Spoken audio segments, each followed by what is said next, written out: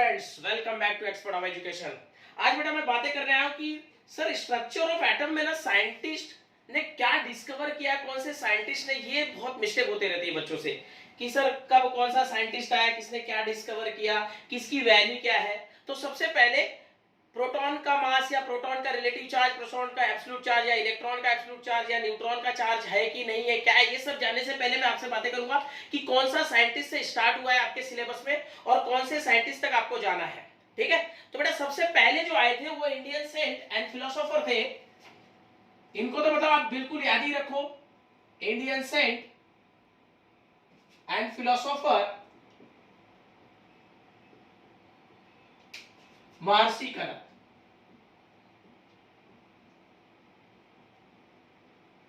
महर्षि कनक जी ये सबसे पहले आए थे बेटा, जिन्होंने परमाणु वर्ड दिया था। अगर परमाणु को आप ब्रेक डाउन करो तो परम प्लस अणु, द स्मॉलेस्ट पार्ट ऑफ अणु इज नोन एज व्हाट, परमाणु। इसके बाद बेटा बहुत सारे ऐसे भी वेस्टर्न फिलोसोफर आए जिनकी बातें नहीं सुनी गई, इनकी भी बातें नहीं सुनी गई, उस समय इतना ध्यान नहीं दिया गया। बाद में वेस्टर्न फिलोसोफर आए बेटा, डेमोक्रेटस, लियोक्रेटस, प्लेटो, डेमोक्रेटस, लियोक्रेटस, एटसेट्रा एटसेट्रा। अब ये सारे वेस्टर्न फिलोसोफर थे।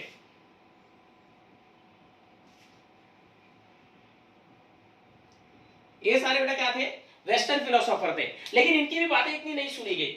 ये भी बोल रहे थे the atom is the individual particle, indestructive particle, इनकी भी बातें इतनी नहीं सुनी गई। बाद में 1805 में सबसे पहले आया बेटा डेल्टन, जिसकी बातें सुनी गई। डेल्टन 1805, डेल्टन बेटा 1805, यहां पे लिख लो आप डेल्टन, और जिसने दिया atomic theory, first atomic theory. और वो फर्स्ट एटॉमिक थियरी में ऐसा इसको क्यों बोल रहा हूं, क्योंकि इनकी बात मानी गई कब, 1805 में। 1805 में डेल्टन ने फर्स्ट एटॉमिक थियरी दिया। ठीक है, अब ये करीब करीब 1896 तक ये बातें चली। क्यों चली 1896 तक, क्योंकि तब तक कोई बताने वाला आया ही नहीं कि भैया एटम से भी छोटा पार्टिकल है। इन्होंने जो जो बातें बोली थी कि atom is a individual particle, indestructive particle, लेकिन बाद में धीरे धीरे मालूम पड़ा कि आइसोटोप्स है और आइसोबार है, वो इस सब चीजों को रॉन्ग करता गया, एक तरह से आप बोल सकते हो। क्योंकि 1896 में बेटा आया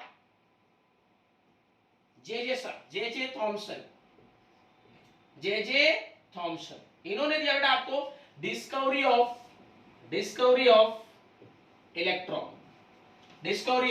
इलेक्ट्रॉन। फिर बेटा हुआ डिस्कवरी ऑफ प्रोटॉन। अब डिस्कवरी ऑफ प्रोटॉन को लेके आप देखोगे तो कहीं कहीं पे आपको मिलेगा ई गोल्डस्टेन एंड रुदरफोर्ड। तो आप ई गोल्डस्टेन के साथ जाना, क्यों, क्योंकि मैं आपको बता देता हूं रुदरफोर्ड ने बेटा, यहीं पे मैं लिख देता हूं रुदरफोर्ड के बारे में भी, कि रुदरफोर्ड को जो क्रेडिट जाती है वो डिस्कवरी ऑफ न्यूक्लियस जाती है। किसको, रुदरफोर्ड को जो क्रेडिट जाता है वो डिस्कवरी ऑफ न्यूक्लियस जाता है। बहुत ध्यान से देखना, क्या न्यूक्लियस के अंदर ही प्रोटॉन होती थी, इसलिए कहीं कहीं आपको मिलता है कि रुदरफोर्ड ने प्रोटॉन का डिस्कवर किया, लेकिन ऐसा नहीं है, ई गोल्डस्टेन को जाता है। अगर ऑप्शन में ई गोल्डस्टेन नहीं है तो आप रुदरफोर्ड को टिक कर देना, लेकिन अगर ई गोल्डस्टेन ऑप्शन में दिख रहा है तो आपको ई गोल्डस्टेन के साथ ही जाना है। थर्ड कौन सा पार्टिकल था बेटा, थर्ड पार्टिकल था न्यूट्रॉन। थर्ड पार्टिकल क्या था, न्यूट्रॉन। और डिस्कवरी ऑफ न्यूट्रॉन जाता है बेटा जेम्स चैडविक को। किसको, जेम्स चैडविक। ध्यान दे देना, एक बार फिर से रिपीट कर रहा हूं मैं। देखो सबसे पहले महर्षि कनक जी ने जो परमाणु के बारे में बताया, इनकी बातें सुनी नहीं गई उस टाइम पे। फिर आया प्लेटो, इसे बराबर कर लेना बेटा, प्लेटो। देन डेमोक्रेटस, लियोक्रेटस और भी मेनी मोर, बराबर, उनकी भी बातें नहीं सुनी। सबसे पहले किसकी बातें सुनी गई, 1805 में, बराबर। डेल्टन ने फर्स्ट एटॉमिक थियरी दिया, तो फर्स्ट एटॉमिक थियरी बोलेंगे तो बेटा डेल्टन याद रखना है आपको। फिर 1896 में ये बंदा रॉन्ग हुआ, क्यों, क्योंकि जे थॉमसन है और उसने बोला भैया इलेक्ट्रॉन जो है वो एटम से भी छोटा है, इवन इलेक्ट्रॉन एटम के अंदर ही है, ऐसा उन्होंने बता दिया। फिर ई गोल्डस्टेन ने बोला भैया इलेक्ट्रॉन है मतलब प्लस भी कहीं भी होगा, तो उन्होंने प्रोटॉन की खोज कर दी। फिर रुदरफोर्ड आया बेटा, डिस्कवरी ऑफ न्यूक्लियस, इसको लिख लेना। जेम्स चैडविक बहुत बाद में आए थे, अगर आप टेक्स्ट बुक में देखोगे तो कहीं कहीं 1920, कहीं कहीं 1932 मिलता है, कोई प्रॉब्लम नहीं, ये याद रहे आपको। लेकिन ये याद रखना है कि डिस्कवरी ऑफ न्यूट्रॉन किसने की, जेम्स चैडविक ने। और उसके बाद फर्स्ट मॉडल आया, तो आप इसको नोट कर लोगे। मैं नेक्स्ट बताने जा रहा हूं जस्ट इसके बाद वाला, कि इसके बाद मॉडल आया किसका, जे थॉमसन का। तो बेटा फर्स्ट एटॉमिक मॉडल किसने दिया, ध्यान देते जाना। आज सारे स्ट्रक्चर ऑफ एटम के साइंटिस्ट क्या क्या डिस्कवर किया, आज आपकी सारी प्रॉब्लम क्लियर हो जाएगी। और सबसे पहले आया बेटा जे थॉमसन का मॉडल।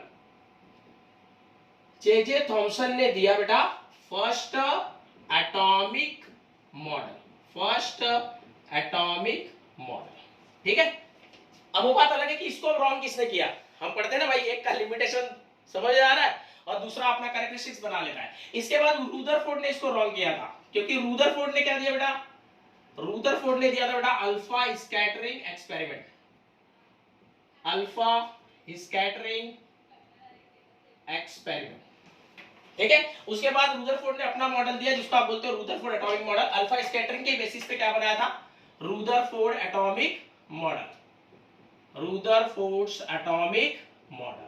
और इस एटॉमिक मॉडल में लिमिटेशन किसने खोजी, इस एटॉमिक मॉडल का लिमिटेशन था कि इन्होंने स्टेबिलिटी एक्सप्लेन नहीं किया और लाइन स्पेक्ट्रम एक्सप्लेन नहीं किया। उसको एक्सप्लेन किसने किया बेटा, बोहर साहब ने। इसलिए नेक्स्ट आता है बोहर्स एटॉमिक मॉडल। रूदरफोर्ड के बाद मिलेगा बेटा आपको बोहर्स एटॉमिक मॉडल। और बोहर साहब ने बहुत कुछ बताया, ऐसा नहीं कि केवल स्टेबिलिटी बताई। इन्होंने आपको हाइड्रोजन से रिलेटेड, हाइड्रोजन या हाइड्रोजन जैसे स्पीसीज से रिलेटेड बहुत सारी चीजें बताई। जैसे इन्होंने रेडियस दिया आपको, इन्होंने आपको वेलोसिटी दी इलेक्ट्रॉन की, इन्होंने आपको टोटल एनर्जी दी इलेक्ट्रॉन की, इन्होंने आपको लाइन स्पेक्ट्रम बताया हाइड्रोजन का। ऐसे बहुत सारे टर्म्स इन्होंने एक्सप्लेन किए। लेकिन ये भी रॉन्ग तब हुआ जब स्क्रॉन्डीजर ने हेल्प ली किसकी, डी ब्रोगली और हेजलबर्ग की। तो इसके बाद जो साइंटिस्ट आता है आपके टेक्स्ट बुक में, वो साइंटिस्ट है बेटा डी ब्रोगली। वो साइंटिस्ट कौन सा बेटा, डी ब्रोगली। और उसके बाद आता है बेटा डी ब्रोगली हाइपोथेसिस हम पढ़ते हैं। ये सारी चीजें मैं आपको बताऊंगा भी, ये क्या क्या बोले हुए हैं, कैसे रॉन्ग हुआ, फिर कौन राइट हुआ, क्यों राइट हुआ, कैसे राइट हुआ, ये सब भी आपको पता चलेगा। अभी मैं फिलहाल किस पे फोकस कर रहा हूं कि किसके बाद कौन सा साइंटिस्ट है, जिसको लेके आपको बहुत सारा डाउट रहता है कि किसके बाद क्या है सर, इतने सारे साइंटिस्ट मिक्स हो गए सर, हम कैसे पढ़ाई करें, बराबर। उस चीज को लेकर मैं कंफर्म कर रहा हूं कि किसके बाद क्या है आपके टेक्स्ट बुक में। डी ब्रोगली हाइपोथेसिस के बाद आया बेटा जो नेक्स्ट साइंटिस्ट होता है हाइजेनबर्ग। हाइजेनबर्ग ने दिया था अनसर्टेनिटी प्रिंसिपल, अनसर्टेनिटी प्रिंसिपल, ठीक है। और इसके बाद जो फाइनल आया, जो क्वांटम नंबर लेके आया, जो क्वांटम मैकेनिक्स लेके आया, जो क्वांटम मैकेनिक्स का मॉडल लेके आया, जिसको वेव मैकेनिक्स मॉडल भी बोलते हैं, जिसने ये बता दिया कि भैया इलेक्ट्रॉन का पोजीशन जो है प्रोबेबिलिटी का है उसकी, जिसको हम ऑर्बिटल बोलते हैं। Orbital is what, that is what 3D space in which the probability of finding the electron is a maximum, ठीक है, उन्होंने बताया। तो लास्ट वाला जो साइंटिस्ट अब आपके सामने आ रहा है वो है एर्विन स्क्रॉन्डीजर, जिन्होंने दिया था आपको बेटा quantum mechanics, quantum mechanics model, quantum mechanics model. And this is a well developed model. तो याद रखो कि मैंने आपको स्टार्ट टू एंड पूरा बता दिया यहां से कि कौन पहले आया। महर्षि कनत जी से स्टार्ट हुआ, महर्षि कनत के बाद कुछ वेस्टर्न फिलोसोफर आए, काम नहीं बना।